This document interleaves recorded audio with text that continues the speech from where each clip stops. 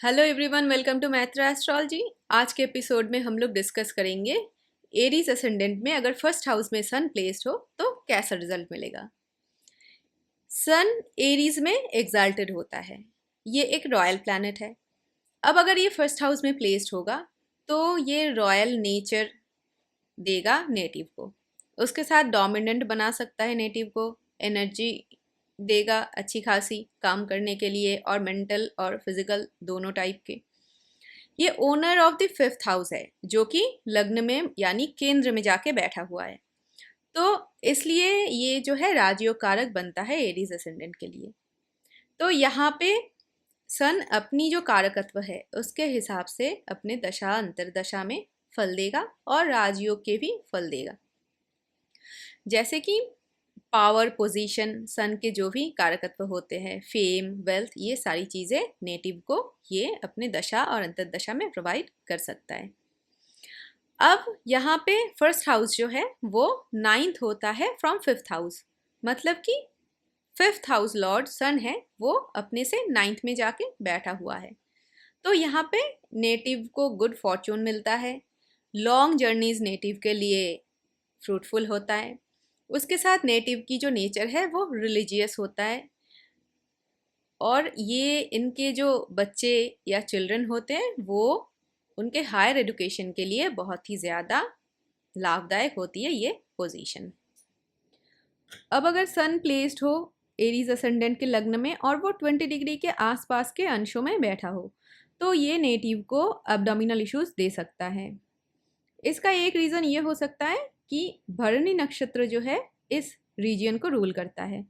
भरणी नक्षत्र का रूलर जो है वो यमराज है और भरणी नक्षत्र की जो सिंबल बताई गई है एस्ट्रोलॉजिकल क्लासिक्स में वो एक वूम की बताई गई है। तो इसलिए ये एब्डोमिनल इश्यूज के लिए बहुत अच्छी पोजीशन नहीं होती है सन की। और सन जो है नेचुरल 5th हाउस का रूलर है, तो ये भी जो है एक इम्पैक्ट और एसोसिएशन देखी जाती है सन के 20 डिग्रीज के अराउंड प्लेस होने पर। अब बात करते हैं नवांश के बारे में। एरीज असेंडेंट में पहला नवांश जो होता है वो एरीज का होता है। ये केतु के नक्षत्र अश्विनी द्वारा रूल होता है। अब इस पोजीशन को यानी सन अगर फर्स्ट नवांश में हो तो ये नेटिव के चिल्ड्रन के लिए बहुत अच्छी पोजीशन मानी गई है। अब अगर सन अश्विनी नक्षत्र में हो और मार्स जो है मकर में एग्जाल्टेड हो तो ये कहा गया है कि नेटिव को अच्छी खासी धन, संपत्ति, फेम ये सब मिलता है।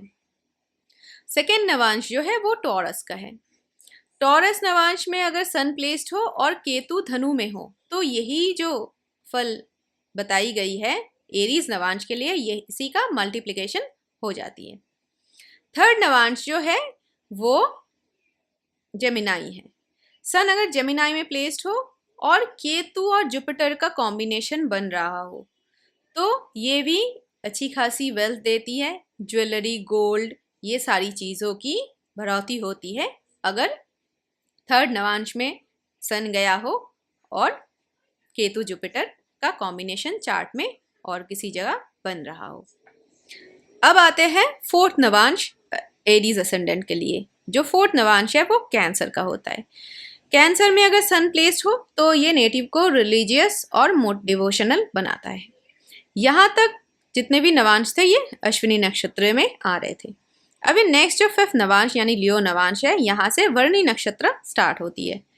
अगर सन वर्णी नक्षत्र में लियो में प्लेस्ड हो तो ये नेटिव को रोमांटिक अटैचमेंट दे सकता है।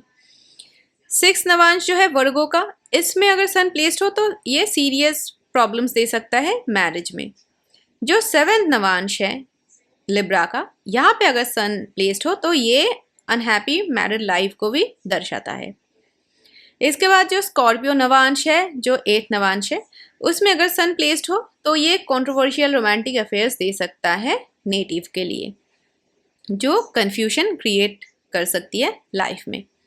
अब जो 9th यानी लास्ट नवांश है वो धनु है। ये कृतिका नक्षत्र में आता है।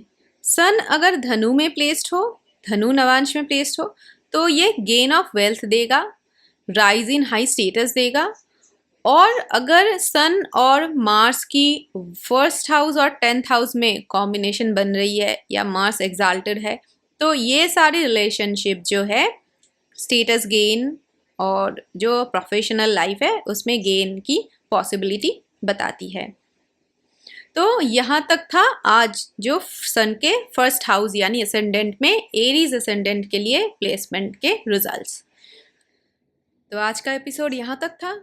अगर आपको ये वीडियो पसंद आया है तो इसको लाइक ज़रूर करें और चैनल को सब्सक्राइब करना ना भूलें। Thanks for watching.